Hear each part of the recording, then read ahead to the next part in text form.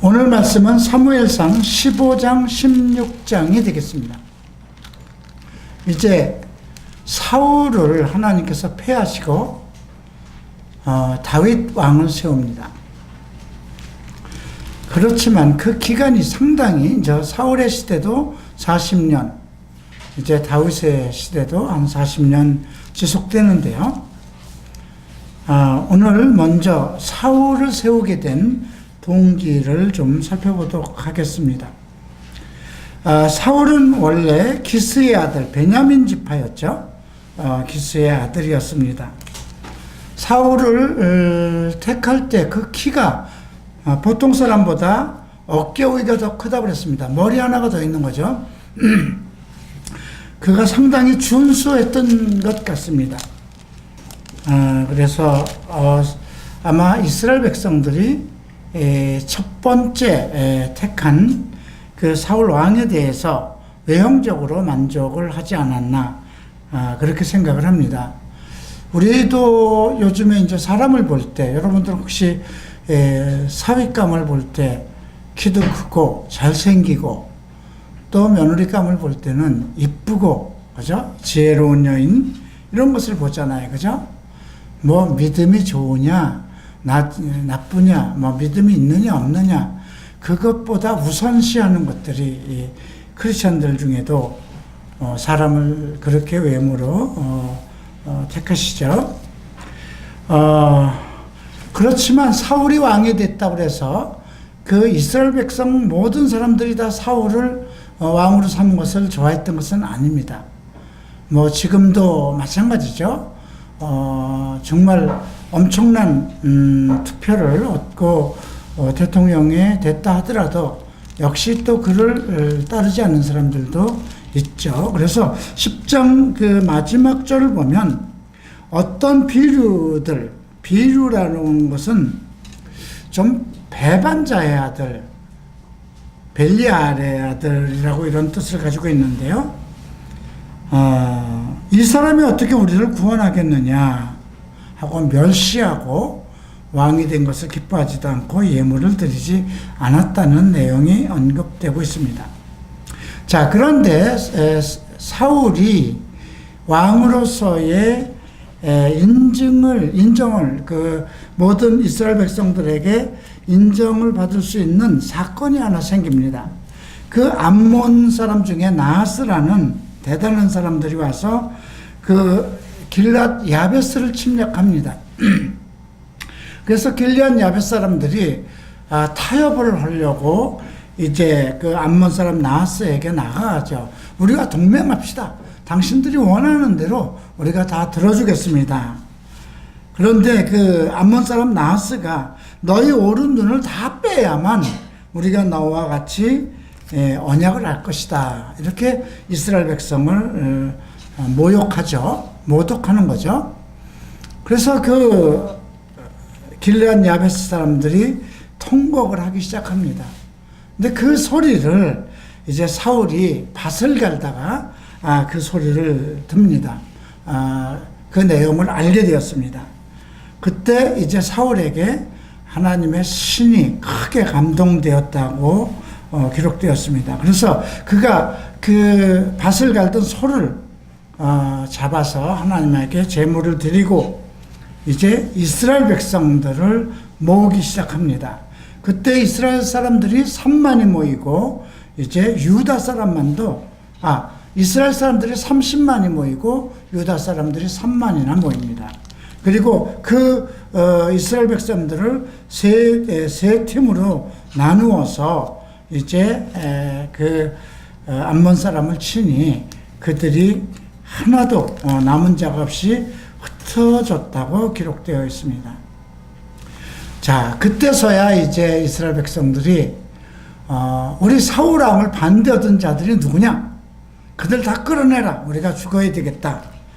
그랬을 때 사울이 상당히 통 큰 소리를 하죠. 가슴 넓은 통 큰 말을, 오늘은 사람을 죽일 수 없다.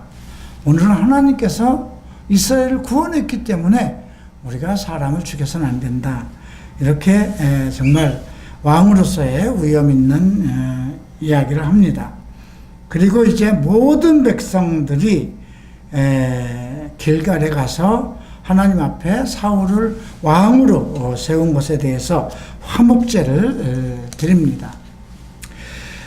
자, 이제 사무엘이 그래서 이제 12장에서 너희가 세운 왕을 보라 이렇게 언급을 하죠. 그리고 사울 왕에게는 이제 길갈로 일주일 후에 길갈에서 만나자. 거기에 오면 당신을 위해서 번제와 화목제를 드릴 것이다. 이렇게 약속을 했습니다. 그리고 이제 사무엘이 얘기를 하죠. 나는 이스라엘을 위해서 기도하기를 쉬는 죄를 여호와 앞에 결단코 범죄치 않을 것이다. 의로운 도로 너희들을 가리킬 것이니 너희들은 왕이나 모든 백성들이 하나님을 경외하고 마음을 다해서 여호와를 경외하라고 그렇게 당부를 합니다. 자, 12장 한 부분을 보겠습니다. 13절이죠. 이제 너희 구한 왕, 너희 택한 왕을 보라. 여호와께서 너희 위에 왕을 세우셨느니라. 원래 이스라엘 백성들이 왕을 원했어요. 하나님께서 세운 사사들을 통해서 신정 정치를 하기를 원했는데 계속해서 그 사사들의 아들들의 문제가 심각해지기 때문에 이스라엘 백성들이 늘 그 외국 주변에 있는 국가들에게 위협을 당하고 그들에게 이제 굴복하고 하는 것이 너무 힘들어서 차라리 우리도 왕을 세워서 그들과 대응할 수 있는 그러한 왕을 세워달라 이렇게 얘기를 했던 것이죠. 그 이야기를 듣고 사실 사무엘은 심히 통곡을 했습니다. 그래서 사실 왕을 세우기를 기뻐하지 않았는데 하나님께서 그렇게 말씀하시죠. 그들이 너를 버린 것이 아니라 나를 버렸다. 너는 왕을 세우라. 그리고 이제 기스의 아들 베냐민 지파의 기스의 아들 사울을 세워서 기름 부으라 해서 세웠던 것입니다. 이제 모름지기 이스라엘 모든 백성이 사울이 왕됨에 기뻐하고 그를 섬기기로 이제 작정을 하자 사무엘이 얘기하는 것입니다. 너희들은 바알 신과 아스타롯 신을 섬기는 것을 이제 그만두고 오직 여호와 하나님을 섬겨라. 이제 너희들이 구한 왕, 너희 택한 왕을 이제 여호와께서 세우셨다. 이렇게 얘기를 합니다. 14절 보죠. 너희가 만일 여호와를 경외하며 그를 섬기며 그 목소리를 듣고 여호와의 명령을 거역지 아니하며 또 너희를 다스리는 왕이 너희 하나님 여호와를 쫓으면 좋으려니와 만일 너희가 여호와의 목소리를 듣지 아니하고 여호와의 명령을 거역하면 여호와의 손이 너희 열조에 치신 것 같이 너희를 치실 것이다. 예. 여기에는 왕이나 너희 백성이나 모두 여호와 하나님을 섬기면 하나님께서 너희들을 지키실 것이다. 만약에 너희들이 여호와의 목소리를 듣지 않고 하나님의 명령을 거역하면 결국 하나님께서 예전에 이스라엘 백성들을 치신 것처럼 그렇게 이제 치실 것이다. 이렇게 언급을 합니다. 자, 그런데 이제 문제가 생기기 시작합니다.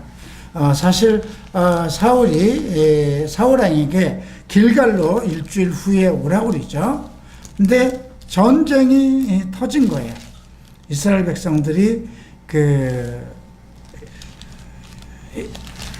이제 블루셋 그 지역에 이제 어떤 큰 문제가 생겨서 전쟁을 하려고 해도 이스라엘에는 어떤 철병기 같은 게 없었어요. 그래서 큰 문제가 생기고 백성들은 전부 다 이제 흩어지기 시작합니다. 전쟁을 하기 위해서 모였어도 블루셋 사람들은 엄청난 사람들이 모여 있는데 이스라엘 백성들은 이제 흩어지기 시작합니다. 그때 이제 사울이 자기 스스로 내가 기름 부음을 받은 왕이니까 내가 번제를 드려야 되겠다. 그렇게 하고 이제 번제를 드려버립니다. 그러니까 이스라엘에는 그 율법에 기록되기를 제사장만이 하나님에게 제사를 드릴 수 있는 거예요. 똑같이 기름 부음을 받았어도 왕은 이스라엘의 통치를 받은 것이고요. 또 제사나 하나님 앞에 선 사람은 제사장이거든요. 그런데 이제 사울이 착각한 거죠. 자기도 하나님 앞에 기름 부음을 받았고 자기 입술을 통해서도 예언이 나오고 하나님의 신이 내게도 임하니 지금 이렇게 위급할 때에 내가 빨리 하나님 앞에 번제를 드려야만 전쟁에서 승리할 것 같다. 이렇게 해서 번제를 드리고 맙니다. 그래서 이제 사울이 늦게 도착해서 이제 그를 책망하죠. 13장 13절을 봅니다. 사무엘이 사울에게 이르되 왕이 망령되이 행하였도다. 왕이 왕의 하나님 여호와께서 왕에게 명하신 명령을 지키지 아니하였도다. 그리하였다면 여호와께서 이스라엘 위에 왕의 나라를 영영히 세우셨을 것이오늘 지금은 왕의 나라가 길지 못할 것이라. 여호와께서 왕에게 명하신 바를 왕이 지키지 아니했으므로 여호와께서 그 마음에 맞는 사람을 구하며 그 백성의 지도자를 삼으셨느니라. 아주 결정적으로 얘기를 합니다. 내 시대 끝났다는 것입니다. 당신이 하나님을 경외하고 하나님의 명령을 지켰으면 하나님께서 네 왕위를 길게 영원히 삼았을 수도 있지만 이제 당신이 하나님의 명령을 어겼기 때문에 당신의 시대는 끝났다. 하나님께서 마음에 맞는 사람을 세울 것이다. 이렇게 이제 명령을 합니다. 그리고 14장에서는 그 전쟁에서 일어났던 여러 가지 사항들이 발생되는데 하나님의 지혜를 얻지 못해서 늘 어떤 잘못된 그 계획들을 세우죠. 요나단은 나름대로 하나님을 경외하기 때문에 그 싸움을 하고 하는 것, 구원은 사람의 숫자에 있는 것이 아니고 여호와의 손에 있다. 이런 그런 단단한 믿음을 가지고 자기 부하 하나만 데리고도 적진에 들어가서 승리를 하는데 그 사울은 전쟁 중에 금식을 선포합니다. 전쟁 중에는 그 병사들이 잘 먹어야 되잖아요. 충분히 잠도 자야 되고 충분히 잘 먹여야 되는데 더군다나 이스라엘 백성들은 그 칼도 딱 2자루밖에 없었어요. 사울왕하고 요나단밖에 없었죠. 그리고 그 민족들은 이스라엘 민족은 원래 전쟁을 위해서 예비된 것이 아니고 항상 하나님께서 전쟁을 하나님께서 이기게 하셨기 때문에 그러한 그 철공들도 없었고 그런 것을 만들 수도 없었어요. 근데 그런 상황에서 전쟁이 일어나서 이스라엘하고 블루셋과 대치되어 있는 그 상황에서 금식을 선포하고 맙니다. 근데 그때 그 내용을 모르고 요나단과 그 부하 하나는 미리 블루셋 그 요새 지역으로 이렇게 들어갔다가 결국 꿀을 먹게 되죠. 예. 그래서 그 집행이로 이제 꿀을 찍어 먹었는데 눈이 밝아졌다고 그랬습니다. 그래서 그것을 본 이스라엘 사람들이 당신의 아버지가 누구든지 음식을 먹는 사람은 저주를 받을 것이다 이렇게 얘기를 했기 때문에 당신은 이제 저주를 받을 것이다. 왜냐하면 사울도 기름 부음을 받은 왕이잖아요. 근데 이제 요나단이 그런 얘기를 하죠. 내 부친이 이 땅을 곤란케 하셨도다. 내가 이 꿀 조금을 맛보고도 눈이 이렇게 밝아졌는데 지금 전쟁 중에 금식을 선포하였더니 참 이것은 옳지 못한 행동이다. 이렇게 얘기를 합니다. 그러나 이제 그 백성들이 요나단을 구하기 위해서 이제 하나님의 저주가 사울이 임명한 저주가 그에게 임하지 않도록 그렇게 이제 다시 하나님 앞에 구하는 그런 내용들이 14장에서 기록되어 있습니다. 결국 이스라엘 백성들이 원했던 첫 번째 왕 사울은 정말 외형적으로 또 나름대로 하나님의 지혜를 받아서 예언까지 하고 또 정말 전쟁터에 나가서 큰 승리를 체험할 수 있는 그 정도의 위력을 가지고 있는 재능을 가지고 있었습니다. 그럼에도 불구하고 하나님의 명령을 지키지 않은 걸로 인해서 결국 왕위에서 폐위되는 그런 상황이 벌어지고 있죠. 자, 이제 오늘 15장을 보시겠습니다. 자, 15장에서는 이제 아말렉에 대한 얘기가 나옵니다. 아말렉은 이스라엘 백성들이 애굽에서 이제 가나안 땅으로 들어오는 광야 생활 속에서 그 아말렉 사람들이 항상 뒤에 처져 있는 이스라엘 백성들의 노인들이나 어린이들을 항상 괴롭혀 왔어요. 그래서 우리가 신약에서는 그 아멜렉을 우리의 육체로 보고 있습니다. 우리가 예수를 믿어도 계속 우리의 발목을 잡고 있는 것이 육체의 정욕이거든요. 그래서 하나님께서는 아말렉을 모두 섬멸시킬 것이다 이렇게 미리 말씀을 하신 일이 있었는데 이제 사울 왕 때에 이 명령을 내립니다. 15장 1절을 보시겠습니다. 사무엘이 사울에게 이르되 여호와께서 나를 보내어 왕을 기름 부어 그 백성 이스라엘 위에 왕을 삼으셨은즉 이제 왕은 여호와의 말씀을 들으소서. 만군의 여호와께서 이같이 말씀하시기를 아말렉이 이스라엘에 행한 일 곧 애굽에서 나올 때에 길에서 대적한 일을 내가 추억하노니. 하나님께서 과거 이스라엘 백성들이 이건 지금 엄청난 옛날 이야기거든요. 지금 가나안 땅에서 들어와서 정말 살아가고 있는 이때인데도 하나님께서는 그 자기의 백성들, 자기가 택한 백성들을 그 괴롭혔던 그걸 기억하고 있는 것입니다. 그리고 그들을 이 땅에서 완전히 멸절시키겠다고 이미 선언한 바 있습니다. 그런데 이제 사울 왕 때에 이제 그 이스라엘을 괴롭혔던 아말렉을 이제 멸하겠다 이렇게 작정을 하신 것이죠. 지금 가서 아말렉을 쳐서 그들의 모든 소유를 남기지 말고 진멸하되 남녀와 소아와 젖먹는 아이와 우양과 약대와 나귀를 죽이라 하였나이다. 자, 이걸 볼 때 조금 하나님은 좀 분노의 하나님, 진노의 하나님 아니신가? 이건 너무한 거 아닌가? 아이들이 무슨 죄가 있다고? 소와 양 이런 것은 왜 전부 다 그것들이 사람을 대적하는 것도 아닌데 왜 가축들을 모두 진멸하라고 그랬을까? 이해가 안 되는 부분이죠. 그래서 아까 잠깐 얘기했던 거예요. 우리 아말렉은 우리 육체의 비유가 된다고. 이제 큰 신학적인 테두리로 이제 구약을 논할 때 애굽은 세상이에요. 애굽은 세상.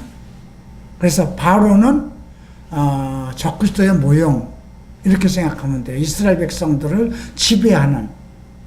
그러니까 이 세상이 지금 어떤 사탄에 의해서 지배되듯이 과거 이스라엘 백성들은 오랜 동안 400년 동안 이제 징치하던 애굽을 우리가 신학적으로 이렇게 봤을 때 하나의 세상으로 봅니다. 그리고 아말렉은 우리의 육체에 비유를 합니다. 우리가 지금 예수를 믿어서 성령의 인도함을 받아서 정말 하나님을 사랑하고 오직 하나님의 뜻대로 살고자 하는 마음이 항상 있는데도 나를 넘어뜨리게 하는 게 뭘까요? 결국 육체의 정욕, 안목의 정욕, 이승의 자랑이에요. 근데 어떤 큰 문제가 있는 사람은 나 이것만 해결하면 돼. 어떤 도박을 가지고 있는 사람, 난 이 도박 문제만 해결하면 돼. 나는 어떤 성적인 이 포르노, 동성애, 알코올, 되게 이렇게 큰 문제들을 가지고 이것만 해결되면 될 것 같아. 그런데 그것만이 해결되는 게 아니에요. 그냥 그 사람의 전반적인 모든 것이 어떤 세속적이고 하나님이 원하지 않는 것, 이 모든 것은 끊어버려야 되는 것이거든요. 담배 정도야.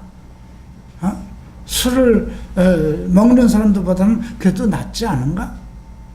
뭐 마약보다 낫지 않은가? 이렇게 사람들은 자기를 합리화시키죠. 지금 그래서 하나님께서 이 아말렉을 모두 죽이라는 이런 문제에 대해서 우리가 한번 그렇게 생각해 볼 필요가 있고요. 자, 그래서 사울이 이제 이스라엘 백성들을 이제 소집합니다. 자, 이제 4절에 보면 백성을 소집하고 그들을 들라임에서 계수하니 보병이 20만, 유다 사람이 1만. 항상 유다 사람들은 하나님 앞에 항상 어떠한 대적과 다투는 일에는 솔선해서 앞장섰던 것을 볼 수가 있죠. 이 유다 지파에서 나중에 다윗이 나타나고 예수 그리스도가 유다 지파에서 태어나시죠. 자, 그리고 사울이 아말렉 성에 이르러 골짜기에 복병을 합니다. 이제 결국은 사울이 이 전쟁에서 승리를 합니다. 9절 보죠. 사울과 백성이 아각과 그 양과 소의 가장 좋은 것 또는 기름진 것과 어린 양과 모든 좋은 것을 남기고 진멸키를 즐겨하지 않고 가치 없고 낮은 것을 진멸하였더라. 이제 하나님께서 사울 왕을 통해서 아말렉을 치기로 했으면 하나님께서 모든 지혜와 능력과 권능을 주셔서 전쟁에서 이기는 것이거든요. 그런데 하나님께서는 모든 가축이든 어린아이든 숨쉬는 모든 것은 다 죽이라고 명령을 했어요. 그런데 사울은 그렇게 하지 않았어요. 근데 사울과 백성이라고 그랬어요. 근데 백성은 서로 그럴 마음을 가지고 있죠. 이렇게 좋은 걸 왜 죽이라고 하실까? 전쟁의 노획물이잖아요. 그러나 왕이 안 된다. 하나님께서 명하신 거니까 이건 취하면 안 된다. 그렇게 막았으면 되는데 사울은 자기 자신이 그 좋은 것을 갖기를 원했던 것이죠. 이제 그 상황이 이르렀을 때 하나님의 말씀이 사무엘에게 임합니다. 거리가 떨어져 있는 상황이에요. 자, 11절 보죠. 내가 사울을 세워 왕 삼은 것을 후회한다. 후회한다는 것은 이게 조금 잘못하면 오해할 수가 있어요. 하나님께서 후회한다는 것은 아니 그러면 하나님께서 실수하신 거 아닌가? 실수했으니까 사울을 잘못 세운 거 아닌가? 이런 느낌인데요. 그렇게 생각하면 안 되고요. 하나님께서 인간이 그렇게 하나님의 뜻을 어기고 하는 잘못하는 것에 대해서 안타까워하는 마음이에요. 왜? 하나님께서는 그를 왕으로 택하고 성령의 능력도 주고 전쟁에서 이길 수 있는 힘과 지혜도 주셨는데 왜 그 작은 것 하나에 연연해서 그런 것에 연연해서 하나님의 말씀을 어기는가 하는 그 안타까운 마음이라고 생각하면 되겠습니다. 그가 돌이켜서 나를 쫓지 아니하며 내 명령을 이루지 아니하였습니다. 사무엘이 근심하여 온 밤을 여호와께 부르셨다. 자, 하나님께서 사무엘에게 얘기하는, 야, 내가 아무래도 잘못 세운 것 같다. 이제 그래서 사무엘은 밤새도록 근심을 하면서 울부짖었습니다. 그리고 사무엘이 사울을 만나려고 이제 갈멜로 갑니다. 그랬더니 사울이 거기서 뭘 하냐면 12절 보세요. 자기를 위해서 기념비를 세워요. 기념이라는 건 뭐예요? 이 전쟁터에서 내가 이겼다 이거죠. 근데 자기 힘과 능력으로 이긴 거 아니잖아요. 그죠? 하나님께서 기름 부으시고 하나님이 지혜를 주셔서 그 승리를 한 거잖아요. 근데 자기를 위해서 기념비를 세우고 그리고 이제 길갈로 내려갑니다. 그리고 이제 사무엘이 사울에게 이를 때 사울이 어떻게 얘기하는가 보십시다. 당신은 여호와께 복을 받으소서. 내가 여호와의 명령을 행하였나이다. 당신은 참 복된 사람입니다. 내가 하나님께서 명령한 것을 다 행했습니다. 그때 이제 사무엘이 그렇다면 당신 뒤에서 나는 이 짐승 소리는 뭡니까? 아, 그거요. 그 소와 양, 정말 가장 상질의 소와 양을 하나님께 제사 드리기 위해서 내가 가져왔습니다. 그러니까 하나님께 제사를 드리기 위해서 좋은 것을 지금 가져왔습니다. 이렇게 얘기를 하는 거죠. 그때 사무엘이 사울에게 얘기합니다. 가만히 계시옵소서. 간밤에 여호와께서 내게 이르신 것을 왕에게 말하리이다. 바로 하루 사이에요. 하루 전에 하나님께서 당신에게 어떤 말씀을 하셨는가 내가 다시 말해 보겠습니다. 17절 봅니다. 사무엘이 가로되 왕이 스스로 작게 여길 때에 이스라엘 지파의 머리가 되지 아니하였습니까? 스스로 작게 여길 때. 그는 나 같은 사람이 무슨 왕입니까? 우리 베냐민 지파 중에 우리 그 아버지의 가문은 정말 베냐민 지파에서 별 볼 일 없는 가문이에요. 그리고 제비를 뽑아서 사울을 찾을 때에도 그는 그 농기구 두는 뒤에 가서 이렇게 숨어 있었거든요. 그렇게 키는 크고 그래도 상당히 자기가 어떤 왕 된다는 그런 생각과 포부를 가지고 있지 않았던 것이에요. 그래서 당신이 스스로 작게 여길 때에 이스라엘 지파의 머리가 되지 않았습니까? 여호와께서 왕의 기름을 부어 이스라엘 왕을 삼으시고 그리고 왕의 길로 보내시며 이르시기를 죄인 아말렉이라고 그랬어요. 죄인이라고 그랬습니다. 왜 죄인이라고 그랬을까요? 하나님께서 사랑하시는 이스라엘 백성을 대적하고 그들을 죽이기에 앞장섰기 때문이죠. 다 없어지기까지 칠하였거든. 어찌하여 왕이 여호와의 목소리를 청종치 아니하고 탈취하기에만 급급하여 여호와의 악하게 여기하는 것을 행하셨나이까. 그랬더니 어떤 얘기로 나는 실로 여호와의 목소리를 청종하여 여호와께서 보내신 길로 가서 아말렉과 왕을 끌어내었고 아말렉 사람을 진멸하였으나 다만 백성들이 마땅히 멸할 것 중에서 좋은 것을 길갈에서 당신의 하나님께 제사하려고 양과 소를 취하였나이다. 사실은 자기가 한 거거든요. 그런데도 이제 백성에게 나는 그 왕도 잡았고 이제 백성들이 당신의 하나님께 제사 드리려고 좋은 것을 가져왔습니다. 이렇게 얘기를 합니다. 22절 보죠. 사무엘이 가로되 여호와께서 번제와 다른 제사를 그 목소리 순종하는 것을 좋아하신가 같이 좋아하시겠나이까? 순종이 제사보다 낫고 듣는 것이 숫 양의 기름보다 나으니. 요즘 이 말 많이 쓰죠. 순종이 제사보다 낫다. 이거는 하나님 앞에 하나님의 말씀을 듣고 하나님의 말씀을 지키는 것이 어떤 하나님 앞에 내가 제물을 드리는 것보다 낫다는 거예요. 결국 그렇다고 해서 하나님께 정하신 제물 드리는 것을 하지 말라는 것은 아닙니다. 우선순위를 얘기하는 것입니다. 하나님의 말씀을 청종하고 실천하는 것, 그것이 더 중요한 것이라는 거죠.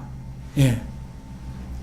이는 거역하는 것은 사술의 죄야. 사술은 마술과 같은 것이고요. 완고한 것, 이 완고한 것이라는 것은 완악한 것이라고 나옵니다. 우리가 마가복음 16장을 한번 볼까요?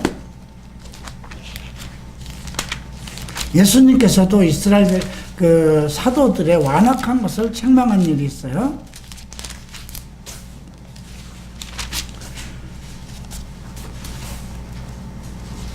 자, 16장을 보면 14절에 이런 말씀이 있죠. 마가복음 16장 14절에 그 후에 11제자가 음식을 먹을 때 예수께서 저희에게 나타나사 저희의 믿음 없는 것과 마음이 완악한 것을 꾸짖으셨니 이는 자기의 살아난 것을 본 자들의 말을 믿지 아니하더라. 막달라 마리아가 먼저 만났거든요. 가서 예수님께서 살아나셨다. 예수님께서 가서 전하라고 그랬어요. 근데 그것을 믿지 않았어요.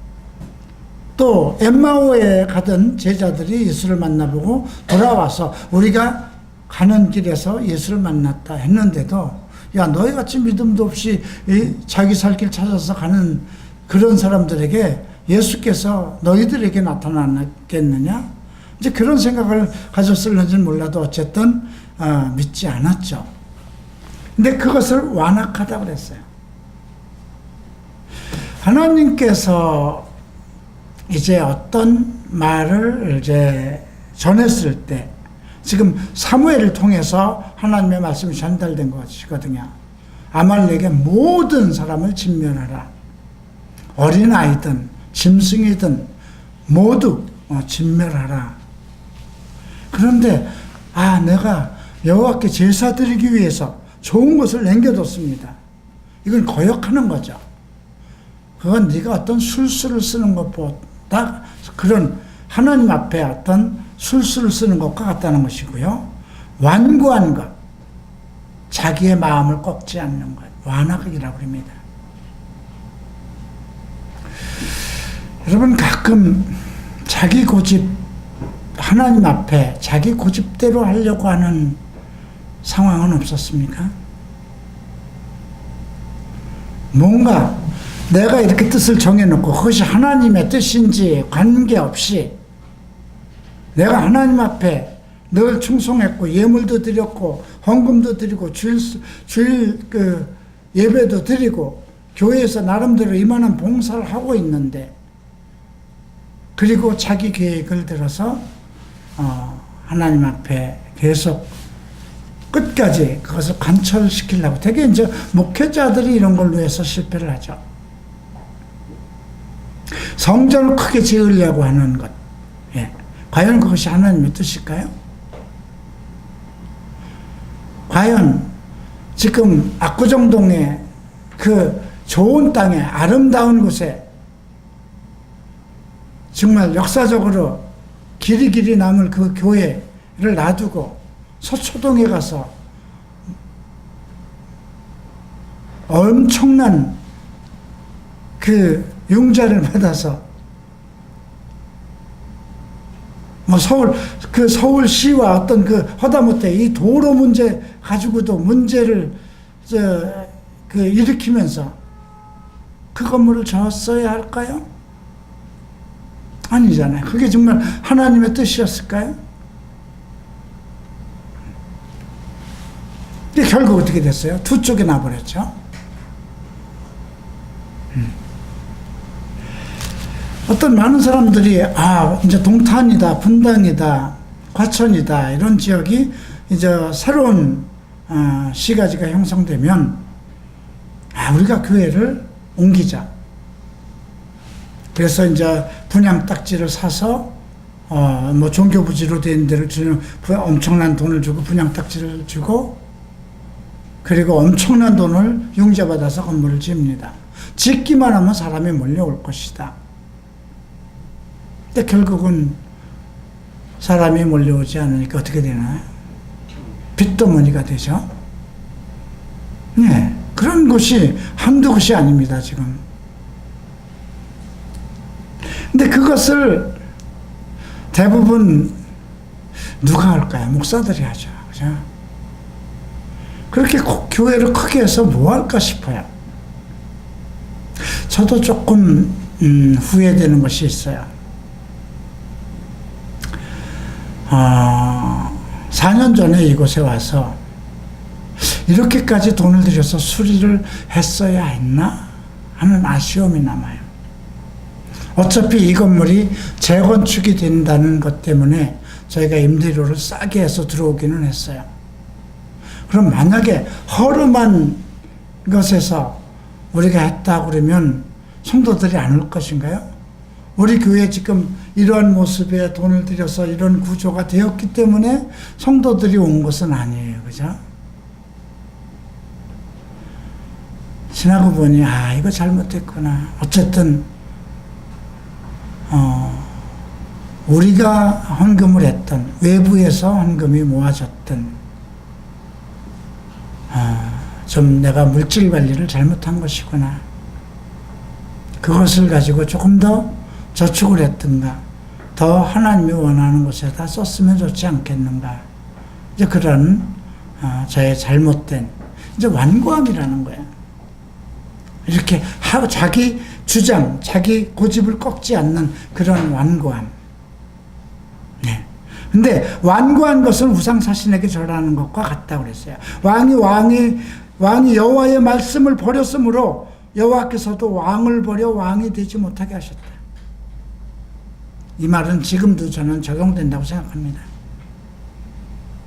목사들이 하나님의 말씀을 거역하고 하나님의 말씀을 실천하지 않고 따르지 않았다면 하나님도 그 사람을 쓰지 않겠죠.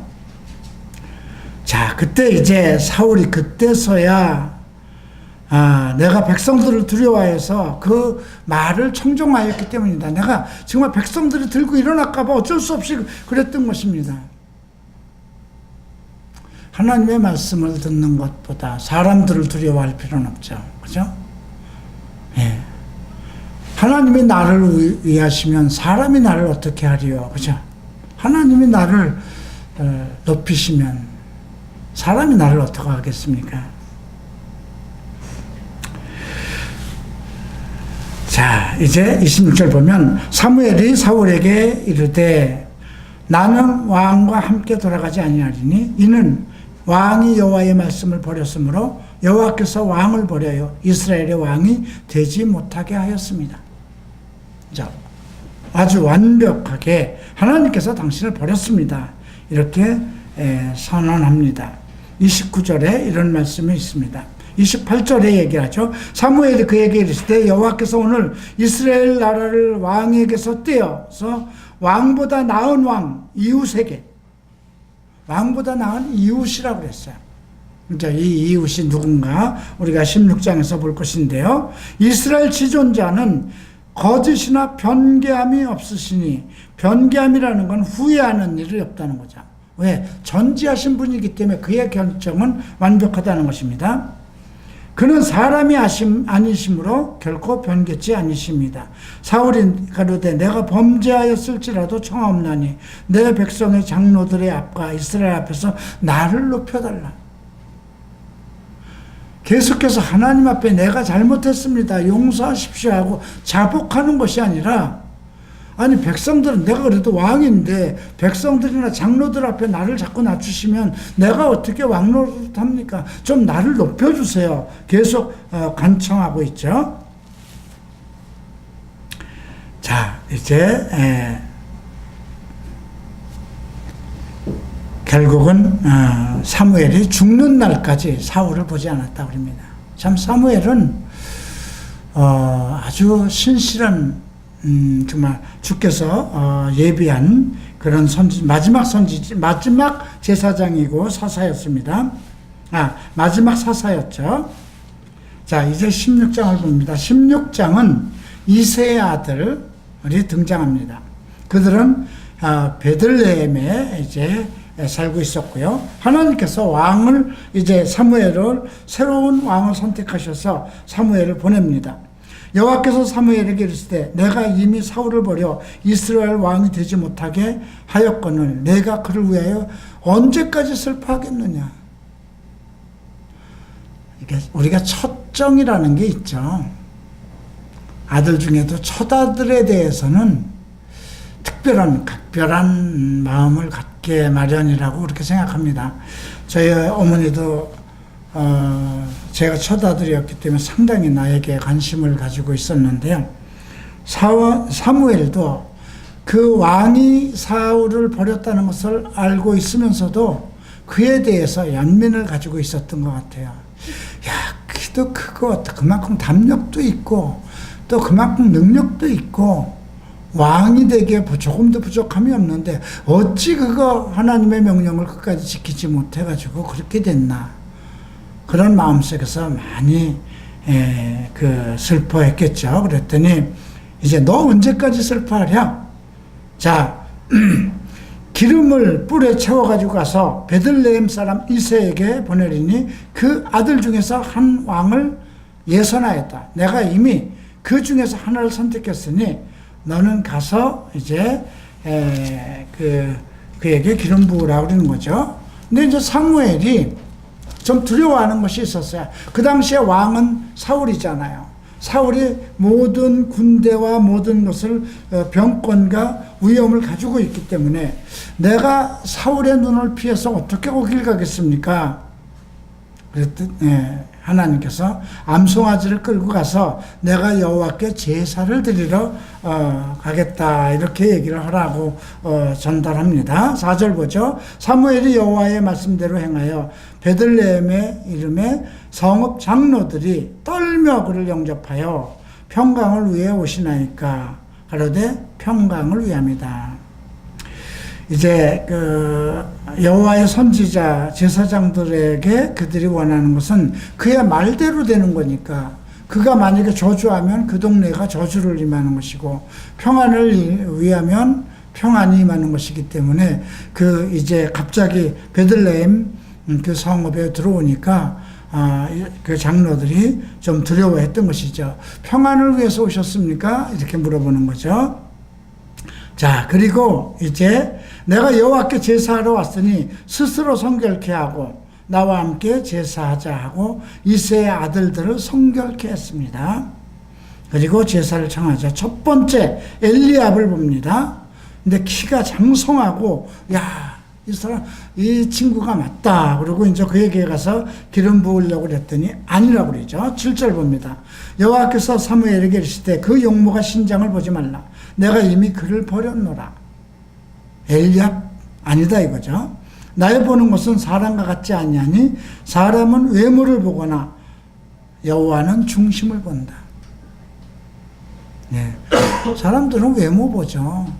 남편을 찾는 것도 아내를 찾는 것도 외모를 보죠. 근데 하나님은 마음의 중심을 본다는 것입니다. 두 번째로 이제 이새가 둘째 아들 아비나답을 불러왔습니다.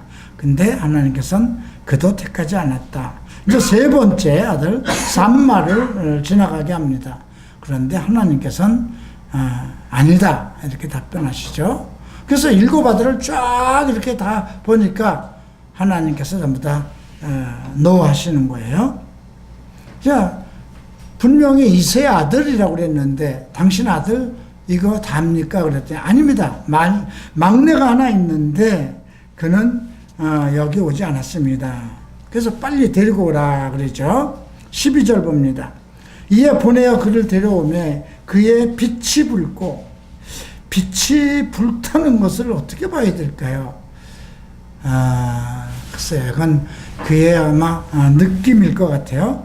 눈이 빼어나고, 눈이 아마 반짝반짝 빛이 나는 거 봅니다. 얼굴이 아름답다 그랬습니다. 아마 미동이었는가 보죠. 그죠? 이런 사람 본 사람 있나요? 빛이 붉고 눈이 빼어나고 얼굴이 아름답고. 탤런트들 중에서 찾아야 되나? 우리 교회에서 찾아야 되나? 누구? 정근이?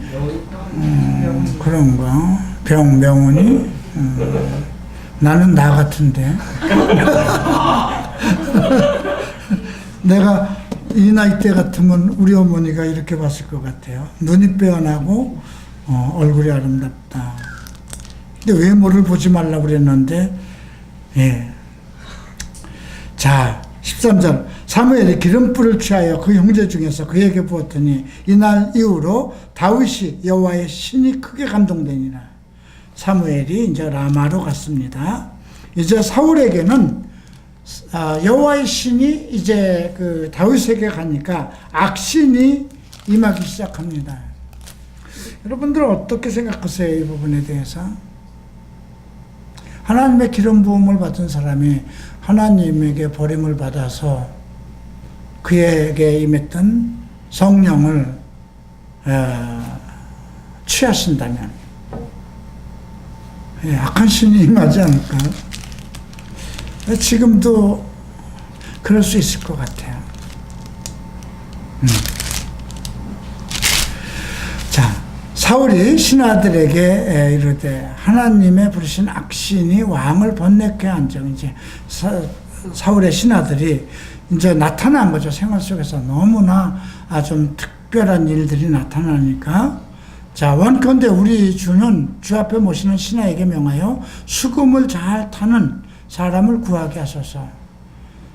지금 수금이라고 그러면 뭘까요? 기타일까요? 그러니까 현악기를 잘 추는 검은고일 수도 있고요. 예. 또 다른 게 뭐가 있을까? 하프. 왜 웃어? 하프가 있다고 우리 교회 올 때부터 하프 얘기를 하면서도 하프만 봐도 하프는 한 번도 못 보네. 자, 이제 그래서 그 하프라고 하십시다. 하프를 잘 타는 사람을 내게 데려오라 하니 소년 중 한 사람이 대답하여 그러되 내가 베들레헴 사람 이새의 아들을 본즉 탈 줄을 알고 호기와 무용과 구변이 있는 준수한 자라고 그랬어요. 근데 여기 준수하다는 말을 호기, 호기라는 건 무엇일까요? 심과 재능입니다. 무용은 무엇일까요? 용맹한 거. 구변, 말재주죠. 다윗은 아마 말재주가 능변했는 거 봅니다. 네. 그래서 이제 그 사울이 사자를 보내서 다윗을 데리고 옵니다. 그래서 그 아버지가 떡과 가족 부대에 포도주와 염소 새끼를 왕한테 가는 거니까 이제 다윗의 손에 해서 사울에게 보냅니다. 사실 하나님이 인정한 것은 기름을 부은 것은 다윗이죠. 소년 다윗이에요. 그런데 실질적으로 이스라엘의 왕권을 가지고 치리하는 자는 누굽니까? 사울이에요. 그죠? 하나님의 영적인 시대는 다 끝난 거예요. 사울의 시대가 끝나고 하나님께서는 다윗에게 기름을 부었어도 현실하고는 또 다른 거예요. 그죠? 지금도 그럴 수 있다고 생각해요. 우리가 계시록을 보면 촛대를 옮긴다고 그랬죠. 촛대를 옮긴다고 해서 그 교회가 아닌가요? 계속해서 어느 목사가 하나님 앞에 성실하게 잘해서 그 교회가 부흥하고 컸다고 그러십시다. 근데 크고 나니까 배에 기름도 끼고 그래서 사울처럼 자기가 하고 싶은 대로 제멋대로 하고 그래서 하나님께서 그 촛대를 옮긴다고 해서 그 교회가 문 닫는 건 아니잖아요. 그 교회는 그 교회대로. 그런데 하나님에 의해서 하나님의 뜻에 의해서 성령의 인도함을 받지 않고 자기의 뜻대로 하겠죠. 그러나 이제 촛대를 어느 개척교회에다 갖다 두셨다고 그래 보세요. 실질적으로 하나님은 그 작은 교회와 일을 하는 거잖아요. 그러니까 이런 하나님의 역사의 원리는 예나 지금이나 저는 동일하다고 생각을 합니다. 자, 22절 이새에게 사람을 보내어 이르되 청컨대 다윗으로 내 앞에 모셔 서게 하라. 그가 내게 은총을 얻었다. 이제 그 아비에게 보내는, 이제 내 부하로 삼아야 되겠다. 결국은 나중에 자기의 딸을 줘서 사위로 삼습니다. 하나님의 부르신 악신이 사울에게 이를 때에 다윗이 수금을 취하여 손으로 탄즉 사울이 상쾌하여 낫고 악신은 그에게서 떠나갔다. 왜 그랬을까요? 기타를 잘 타서 그럴까요? 아닙니다. 하나님의 신이 그와 함께하고 있기 때문에 그는 사울 앞에서 아마 그 수금을 탄다 하더라도 하나님을 찬양하는 것이죠. 그죠? 그는 하나님을 기름 부음을 받은 자로 하나님을 찬양하고 또 아직 왕으로 사울 왕이 있기 때문에 그에게 있는 악신들이 물러가기를 기도했겠죠. 자, 이렇게 해서 사울의 시대가 마감되고 다윗이 하나님의 마음에 합한 자 다윗을 선택하는 과정을 오늘 살펴봤습니다. 오늘 말씀을 통해서 우리가 발견해야 되는 것은 결국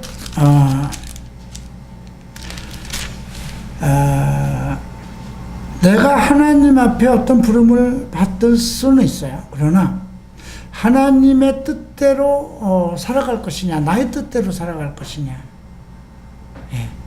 우리 크리스찬들이 모두 택함을 받아서 하나님 앞에 왔어요.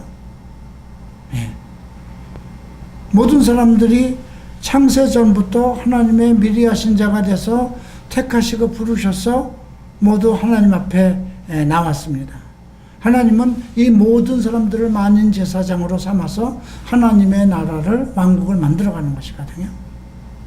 근데 거기에 하나님의 말씀에 순종하고 성령의 인도하심을 받을 것이냐, 아니면 내가 하나님을 믿으면서도 내가 나의 뜻대로 살면서 하나님의 말씀을 거역할 것이냐, 이거거든요.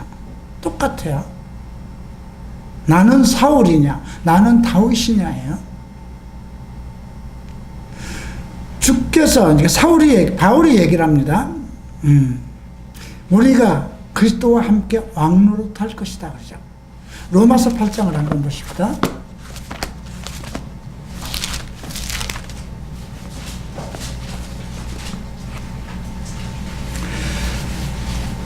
자, 13절에 이렇게 얘기를 합니다. 너희가 육신대로 살면 반드시 죽을 것이로되 영으로서 몸의 행실을 죽이면 살리리니 무릇 하나님의 영으로 인도함을 받는 그들은 곧 하나님의 아들이라. 육신으로 살면 반드시 죽을 것이라는 거예요. 하나님의 영으로 인도함을 받는 그들이 하나님의 아들이라. 너희는 다시 무서워하는 종의 영을 받지 아니하였고 양자의 영을 받았으므로 아바 아버지라 부르느니라. 우리가 하나님을 아바 아버지라 부르는 것은 양자의 영을 받았다는 것이죠. 성령이 친히 우리 영으로 더불어 우리가 하나님의 자녀인 것을 증거하니, 내가 성령이 내 안에 계시기 때문에 내가 하나님의 자녀인 것을 내 영이 안다는 것입니다. 자녀면 또한 후사, 상속자예요. 그래서 예수 그리스도와 함께 왕노릇한다는 그 말씀에 대한 것을 우리가 이 말씀을 통해서 이해할 수 있어야 돼요. 자녀면 또한 후사, 하나님의 후사요, 하나님의 상속자요, 그리스도와 함께한 상속자이니, 그러니까 예수 그리스도와 공동 상속자라는 거예요. 그가 본 아들이잖아요. 우리는 양자를 삼았어요. 예수 그리스도와 형제예요. 아버지의 기업을 같이 물려받는 거예요. 이제 예수 그리스도가 하나님께서 세운 천국의 왕인데, 천국은 예수 그리스도의 나라거든요. 자, 그래서 우리가 이 교회가, 이 모든 교회의 머리가 예수님이에요. 그러면 이제 우리 교회의 통치자도 누군가요? 예수 그리스도예요. 그분이 왕이에요. 네. 그래서 우리가 그와 함께 영광을 받기 위하여 고난도 함께 받아야 될 것 아니냐. 그러니까 만약에 크리스찬들이 자기의 쾌락대로, 자기의 고집대로, 자기의 생각대로 사는 건 완악한 거예요. 아, 사울 왕이 왜 이렇게 어리석었을까? 그냥 하나님께서 그렇게 명령했고, 그 신이 임해서 막 예언도 하고, 그렇게 전쟁에 나가서 승리할 수 있는 능력도 받았는데, 아니, 그거 뭐 아까워서? 그게 뭐 아깝다고 아각을 살려두고, 그런 짓을 했을까? 우리는 그런 것을 비판합니다. 근데 그런데 너는 하고 나는 하고 생각해 봐야 돼요. 나는 과연 성경에 기록되어 있는 말씀대로 살고 있느냐 이거예요. 음행하지 말라 했는데 지금 너는 어떠냐? 술 먹지 말라 했는데 너는 어떠냐 이거죠. 하나님의 말씀이잖아요. 왕이 하나님의 말씀을 버렸으므로, 그죠? 하나님은 너 당신을 버려서 왕이 되지 못하게 하겠다는. 그러니까 나는 지금 사울로 살아가고 있느냐, 하나님과 마음을 합한 자 다윗으로 살아가고 있느냐예요. 물론 나중에 다윗도 잘못해서 육신적으로 밧세바를 범하고 많은 잘못을 해요. 그럼에도 불구하고 다윗은 무엇이 달랐을까요? 오늘 사울하고 달랐던 것은, 다윗은 자기의 잘못에 대해서 정말 통탄하고 하나님께 자복하고 회개했다는 거예요. 우리가 그래서 시편 38편이라든가 이런 내용을 보면 다윗이 정말 자기의 잘못에 대해서 얼마나 통탄하고 회개했는지. 근데 사울은 끝까지 나는 그렇게 하려고 하지 않았어요. 이 회중들이, 백성들이 원해서, 그리고 그거 내가 쓰려고 그린 거 아니에요. 하나님께 제사, 좋은 걸로 제사 드리려고 그러는데, 예, 율법에도 제사 좋은 걸로 드리라고 하지 않았습니까? 많은 사람들이, 여러분들이 한번 기도할 때, 하나님 내게 좋은 집을 주시면, 내게 뭐 복권이라도 맞게 하시면, 내가 하나님을 위해서 뭐 많은 것을 드릴 것입니다. 내가 선교를 위해서 뭐 기도원도 짓고 교회도 짓고. 근데 하나님이 그런 걸 원하는 건 아니잖아요. 사람들은 어떤 사람들의 외모나 그런 외형적인 것을 원하지만 하나님은 그 사람의 마음의 중심을 본다는 거예요. 인간이 어떤 자기의 욕심과 어떤 그런 걸로 하나님의 말씀을 어길 수도 있어요. 어길 때가 있어요. 그러나 자기의 잘못에 대해서 정말 충분히 하나님 앞에 회개할 수 있어야 되는 거잖아요. 그래서 여러분들이 사울과 다윗을 살펴보면서 사울이 하나님의 성령이 임해서 신이 임해서 예언도 하고 정말 다른 암몬 사람들이 이스라엘 백성들을 모독했을 때 그가 나가서 그들을 다 멸할 수 있는 그런 능력이 나타났다는, 그런 지혜가 나타났다는 거예요. 그러나 하나님께서, 하나님의 신이 그에게서 없어지는 후부터는 아무리 자기가 하려고 해도 안 되는 거예요. 왕으로서 아무리 능력을 가지고 나가려고 해도 그 위세나 그런 건 가지고 있는데 통치할 수 있는 능력과 지혜가 나타나지 않는 거예요. 오늘 구약을 읽을 때는 항상 그 말씀이 지금 나에게 무엇을 전달하는가, 나는 지금 그 말씀을 통해서 무엇을 잘못하고 있는가, 이런 것을 발견해야 되겠죠. 이제 다음 주에는 사울 왕의 이제 몰락하는 것, 점점 더 악한 길로 내려갑니다. 여러분, 하나님의 악신이, 하나님의 성령이 함께하지 않으면 사람은 점점 더러운 대로 빠져나갈 수밖에 없다는 거예요. 그래서 바울은 얘기하죠. 성령을 소멸하지 말라. 성령을 소멸하는 것은 왜 그럴까요? 내 안에 성령이 계신데 항상 정결하고, 성결한 것은 마음을, 영적인 부분이고 내 마음이죠. 정결한 것은 내 마음과 육체적인 거예요. 성결과 정결 다 같은 범위 안에 있는 말씀이지만 우리 안에 예수 그리스도의 성령이, 하나님의 영이 거하는 성전이에요. 사람이 자기 몸을 더럽히면, 하나님의 성전을 더럽히면 하나님께서 그 사람을 멸하실 것이라 했어요. 이게 사울을 통해서 주시는 예언이에요. 성경은 전부 다 예언이에요. 무엇을 해야 될까요? 회개입니다. 온전한 회개입니다. 잘못할 수 있어요. 자, 이제 우리 하나님 앞에, 내가 사울 같았습니다. 내가 하나님의 말씀을 거역하고 내 뜻대로 살아왔습니다. 회개하고 온전한 마음, 정결한 마음을 주셔서 함께 기도하고 마치겠습니다. 사랑하는 주님, 감사합니다. 오늘 우리가 사울과 다윗을 살펴봤습니다. 여전히 나는 이 말씀을 들으면서도 사울과 같은 인생을 살고 있습니다. 내 욕심대로 무엇을 먹을까, 무엇을 마실까, 내 뜻대로 세상을 즐기려고 하고 있습니다.